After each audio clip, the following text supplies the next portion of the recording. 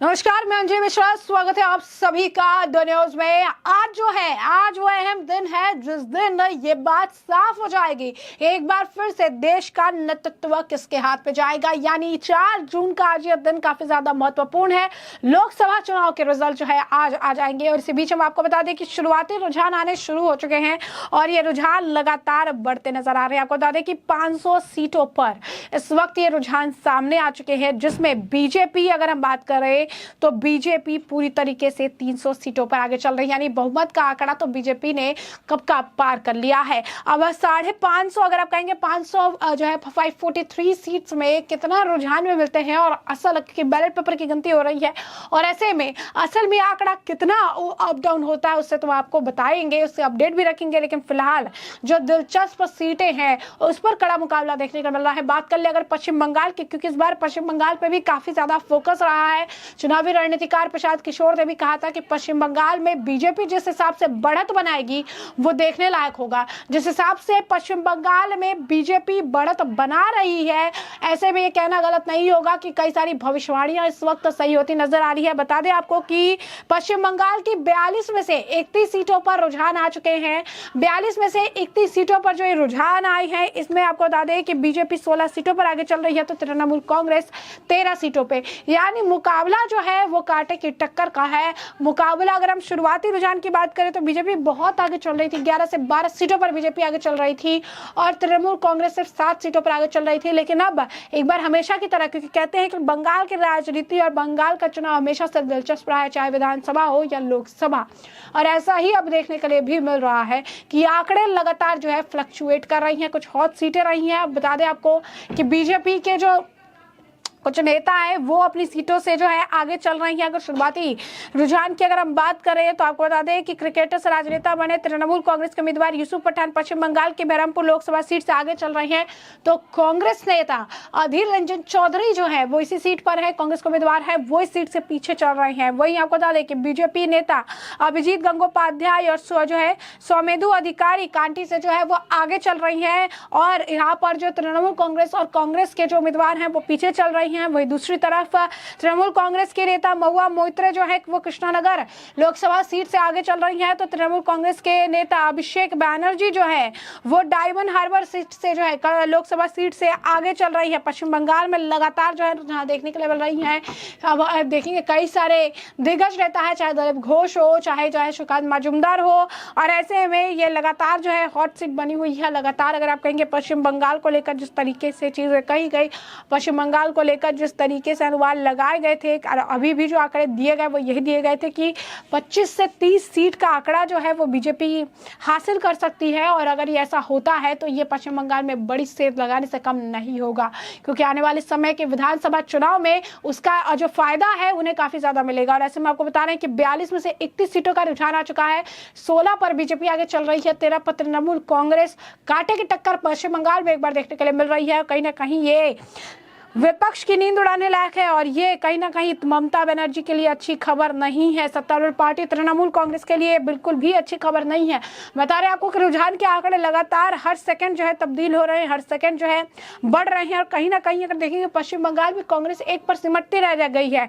यानी बाकियों के लिए जो है, बाकी अगर आप कहेंगे सीपीआईएम वगैरह का तो खाता तक अभी इस वक्त रुझानों में नहीं खुल पाया है। यानी जो बाकी अगर आप कहेंगे कि आंकड़े, उसमें बीजेपी काफी आगे चल रही है। फिर हम आपको आंकड़े बताएंगे। 42 में से 31 सीटों पर आ चुका है रुझान और 16 सीटों पर बीजेपी आगे, 13 पर तृणमूल कांग्रेस, 1 पर कांग्रेस और इसके बाद कम्युनिस्ट पार्टी का खाता भी, सीपीआईएम का खाता भी खुलता नजर बंगाल में नजर नहीं आ रहा है। इस वक्त अगर आप हम कहेंगे 500 सीटों पर जो है रुझान भी देखने के लिए मिल रहा है। तकरीबन जो है 500 सीटों पर रुझान देखने के लिए मिल रही है और बीजेपी 300 का आंकड़ा पार कर चुकी है। 304, 305, 307 इस तरीके से आंकड़े जो है निकलकर सामने आ रही हैं और कई जगहों पर इस तरीके के आंकड़े बहुत ही ज्यादा दिलचस्प देखने के लिए मिल रहे हैं।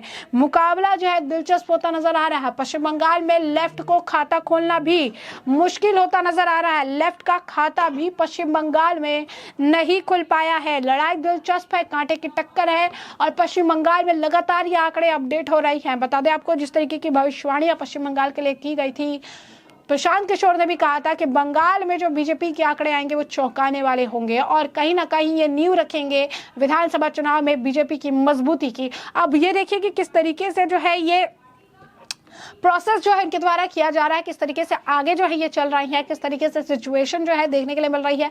कहीं ना कहीं अपने आप में बहुत बड़ी एक, अगर आप कहेंगे बात है, बहुत बड़ी अगर आप कहेंगे कि अपडेट है कि जो है सिचुएशन जो है चेंज हो रहा है। पश्चिम बंगाल में जो आंकड़े हैं वो लगातार चेंज होते नजर आ रहे हैं और बंगाल की जनता का जो भरोसा है, बंगाल की जनता जिस तरीके से सिचुएशन चाह रही थी, जिस तरीके से अगर बदलाव की लहर जो है इस वक्त पश्चिम बंगाल में एक शुरुआती रुझान में देखने के लिए मिल रहे हैं कि अब पश्चिम बंगाल की जनता बदलाव चाह रही है और इस बदलाव की लहर जो है वो अब अगर आप कहेंगे कि सीटों में या कहीं रुझानों में कन्वर्ट होकर सामने आ रही है और पश्चिम बंगाल में अब कांटे की टक्कर देखने के लिए मिल रही है। और कहीं ना कहीं जो रुझान के अगर आंकड़े हैं उसकी अगर हम बात कर ले तो इससे बात स्पष्ट है कि बंगाल में जो है अब बीजेपी ने सेंध लगा ली है। कई सारे बड़े दिग्गज नेता दिलीप घोष, सुकांत मजूमदार समेत अगर आप कहेंगे बड़े दिग्गज नेता हैं जो इस वक्त लड़ रहे हैं कांग्रेस के लिए। मुश्किल देखने के लिए मिल रही है। अधीर रंजन चौधरी अपनी ही सीट से जो है इस वक्त पीछे चल रहे हैं। तृणमूल कांग्रेस के उम्मीदवार वहां से यूसुफ पठान जो आगे चल रहे हैं। यही नहीं, बीजेपी के 3-4 और उम्मीदवार हैं जो इस वक्त अपनी अपनी सीटों से जो है आगे चल रहे हैं। चाहे हम दिलीप घोष की बात कर ले, चाहे हम अभिजीत गंगोपाध्याय की बात कर ले, लगातार जो है अगर आप कहेंगे कि नाम जो है निकल कर सामने आ रही है और सीटों में जो है अगर आप कहेंगे कि लड़ाई जो है टक्कर जो है देखने के लिए मिल रही है। दिलचस्प आंकड़ा, दिलचस्प मुकाबला, लगातार निगाहें जो है पश्चिम बंगाल और बाकी राज्यों की सीटों पर लोगों की टिकी हुई है। शुरुआती रुझान क्या कहते हैं, शुरुआती रुझान में क्या कुछ देखने के लिए मिल रहा है, क्या शुरुआती रुझान में बीजेपी आगे जो है बढ़त बनाए हुए है? तो इसका जवाब है हाँ, बीजेपी ने बहुत अच्छी बढ़त बनाई है। सिर्फ पश्चिम बंगाल नहीं, पश्चिम बंगाल, मध्य प्रदेश, दिल्ली, उत्तर प्रदेश, कई सारे गुजरात, अहम राज्य, असम, इन जगहों पर बीजेपी ने बहुत भयंकर तरीके से, हरियाणा, बहुत छत्तीसगढ़, उत्तराखंड, यानी उत्तराखंड में तो अगर आप कहेंगे कि 5 से 5 जो है सीटों पर बीजेपी दिख रही है। झारखंड में भी कुछ आंकड़ा इस तरीके से दिख रहा है, बीजेपी 10 पर लीड कर रही है। उत्तर प्रदेश में भी आंकड़ा इस तरीके से है, बिहार में भी आंकड़ा दिलचस्प नजर आ रहा है और कहीं ना कहीं महाराष्ट्र में भी आंकड़ा दिलचस्प नजर आ रहा है। कहीं पर कांटे की टक्कर, आप कह सकते हैं कि नोज टू नोज जो सिचुएशन है वो देखने के लिए मिल रहा है, कांटे की टक्कर है। तो वही बंगाल में हालात लगातार बदल रहे हैं, बंगाल में हालात लगातार जो है तब्दील हो रही हैं, चेंज होते हुए नजर आ रही हैं। यानी दिलचस्प मुकाबला, दिलचस्प आंकड़े जो है पश्चिम बंगाल से इस वक्त निकल कर सामने आ रहे हैं। तो ऐसे में लगातार जो है हम आपको अपडेट दे रही है क्योंकि आज का दिन अहम है। रुझान से लेकर बैलेट पेपर की अगर बात कर ले, रुझान से लेकर रिजल्ट तक का साथ जो है आपके साथ रहेगा। लगातार हम आपको हर सीट का आंकलन करेंगे, हर सीट को लेकर हम आपको अपडेट रहेंगे, चाहे बात हो पश्चिम बंगाल की, मध्य प्रदेश, उत्तर प्रदेश, गोवा, उत्तराखंड, गुजरात की।